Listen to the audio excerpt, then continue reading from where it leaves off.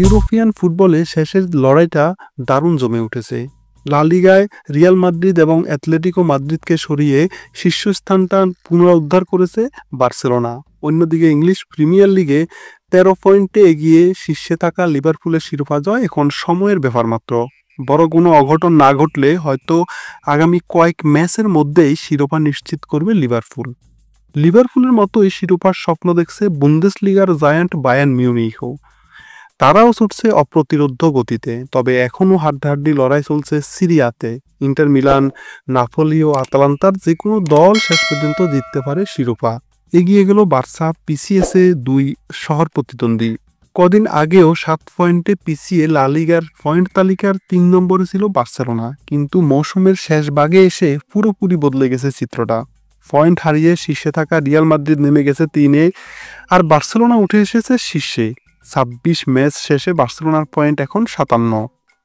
সর্বশেষ ম্যাচে তারা রিয়াল সোসিয়েদাদকে 4-0 গোলে হারিয়েছে। তাদের সে 1 পয়েন্ট পিছিয়ে 2-এ আছে অ্যাটলেটিকো মাদ্রিদ। 26 ম্যাচে তাদের পয়েন্ট 56। নিজেদের সর্বশেষ ম্যাচে অ্যাটলেটিকো মাদ্রিদও 1-0 গোলে জিতেছে অ্যাথলেটিক বিলবাওয়ের বিপক্ষে। এই তালিকায় 3-এ থাকা রিয়াল সর্বশেষ ম্যাচে অবশ্যই বড় ধাক্কায় খেয়েছে। তারা রিয়াল বেটিসের মাঠে গিয়ে হেরে এসেছে 2-1 ব্যবধানে। লা লিগা এখনো 12 রাউন্ডের খেলা বাকি, সো অনেক কিছুই হতে পারে, অনেক চিত্রই বদলাতে পারে। যেহেতু 1 পয়েন্টের ব্যবধানে এগিয়ে আছে শীর্ষ 3টি দল, সো যে কোনো মুহূর্তে যে কোনো দল শীর্ষে উঠতে পারে, যে কোনো দল হোঁচট খেয়ে পিছিয়ে পড়তে পারে শিরোপা জয়ে। আমরা বরং দেখে আসি লিভারপুলের কি অবস্থা। তাহলে কি লিভারপুলে চ্যাম্পিয়ন হচ্ছে এবার? অবিশ্বাস্য কিছু ঘটলেই কেবল এই মৌসুমে প্রিমিয়ার লিগে শিরোপা হাতছাড়া হতে পারে লিভারপুলের। বর্তমানে 28 ম্যাচ শেষে লিভারপুল এগিয়ে আছে 13 পয়েন্টের বিশাল এক ব্যবধানে। 54 পয়েন্ট নিয়ে 2 নম্বরে থাকা আর্সেনাল অবশ্যই 1 ম্যাচ কম খেলেছে, কিন্তু একটা ম্যাচ খুব বেশি যে প্রভাব ফেলবে তা মনে হচ্ছে না, অন্ততপক্ষে আর্সেনালের রিসেন্ট পারফরমেন্স দেখে। এর মধ্যে তারা সর্বশেষ 2টি ম্যাচের একটিতে হেরেছে এবং অন্যটি ড্র করেছে। ফলে শেষ পর্যন্ত হয়তো এবারও তাদেরকে রানার্স আপ হয়ে সন্তুষ্ট থাকতে হতে পারে। প্রিমিয়ার লিগের পয়েন্ট টেবিলে 3 নম্বরে রয়েছে নটিংহাম ফরেস্ট, 4-এ ম্যানচেস্টার সিটি এবং 5 নম্বরে রয়েছে চেলসি। তারা মূলত শীর্ষ 4-এ থেকে আগামী মৌসুমে চ্যাম্পিয়ন্স লিগে জায়গা নিশ্চিত করার জন্যই লড়াই করছে। ইন্টারের ঘাড়ে নাপোলির নিঃশ্বাস।